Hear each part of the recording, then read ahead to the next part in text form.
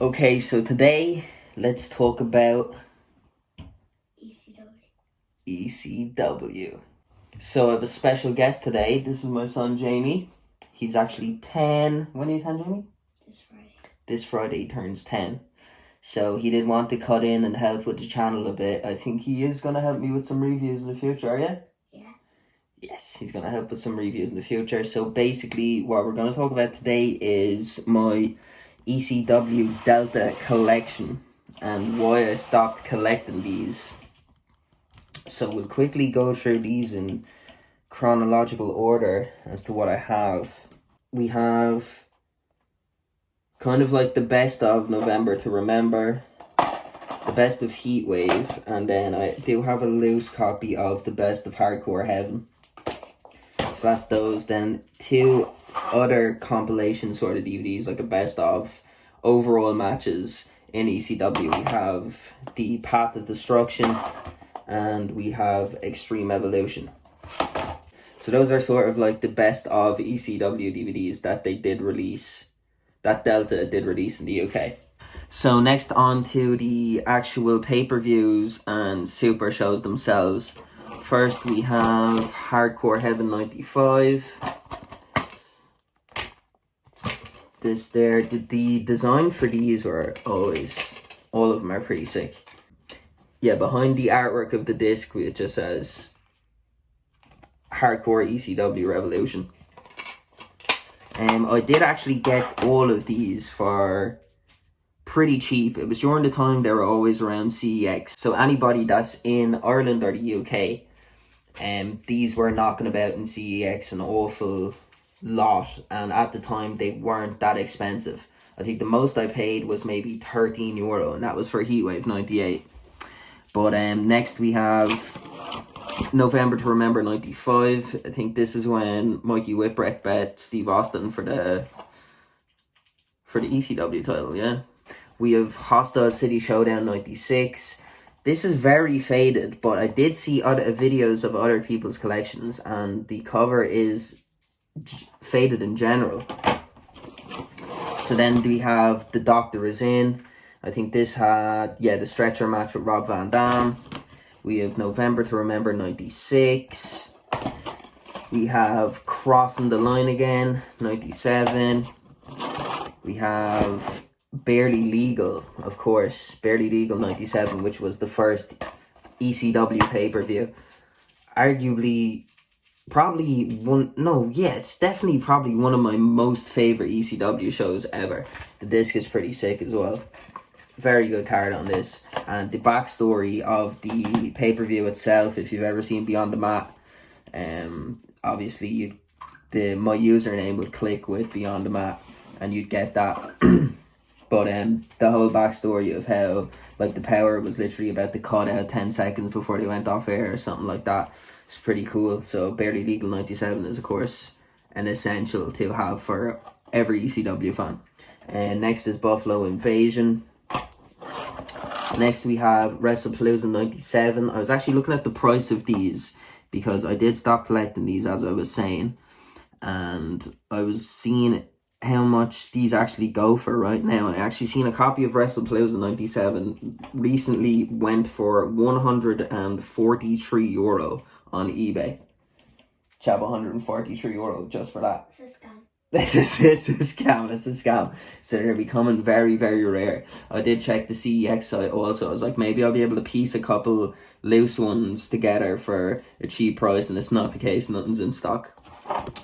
So next we have, I'm pretty proud of this. This is one of the best things in my whole wrestling collection. We have a copy of Born to be Wired, signed by Sabu. And the story behind this is I actually met Sabu. He came to an indie show here. I travelled to Cork City. And not only did I get to meet Sabu, I actually got to hang out with him quite a bit. And we shared a cigarette. So myself and Sabu shared a cigarette. It was really cool. Super Genie was there. She actually autographed, I bought a poster of Sabu and Super Genie, and she signed that. before her passing, so it's pretty cool to have that in the collection also. He one really cool thing that Sabu actually had in his possession was he had his Uncle Sheik's first aid kit that I assume he carries around everywhere and has always. So that was pretty cool to see. Shout outs to the original Sheik. Huge fan of the original Sheik and Sabu in general. And next we have As Good As It Gets. Then we've House Party 98. Heatwave 98. The spine on this is actually shot. It's sun damaged to bits. It's black and white.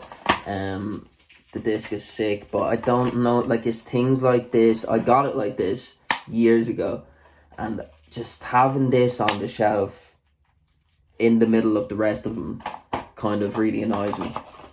But we have Cyberslam 99, Anarchy Rules 99, Living Dangerously 2000, Hardcore Heaven 2000, Heatwave 2000, Anarchy Rules 2000, and then Guilty as Charged 2001.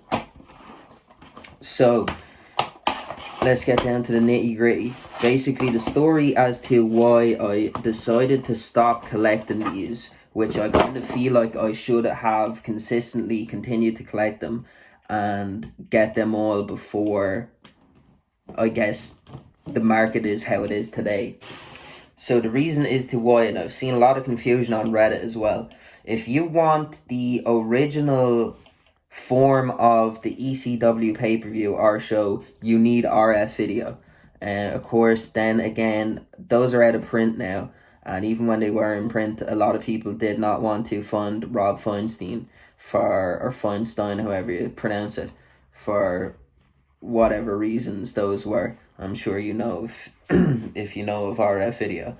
So these are actually not all. I know for sure Heatwave 98 is completely unedited. So Sandman comes out to Enter Sandman. Give you an example here. Sandman comes out to Enter Sandman. Tommy Dreamer would come out to Man in the Box.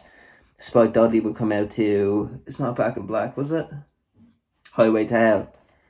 Then Chris Candido would come out to Back in Black.